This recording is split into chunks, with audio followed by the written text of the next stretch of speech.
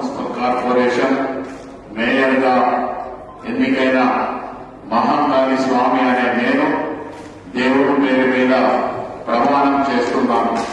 నా పరిశీలనలోకి తీసుకురాబడిన లేదా ప్రిసైడింగ్ అధికారిగా నాకు తెలిసిన ఏ విషయాన్ని కూడా నా విధులను సక్రమంగా నిర్వర్తించడానికి అవసరమైనప్పుడు తప్ప నేను ప్రత్యక్షంగా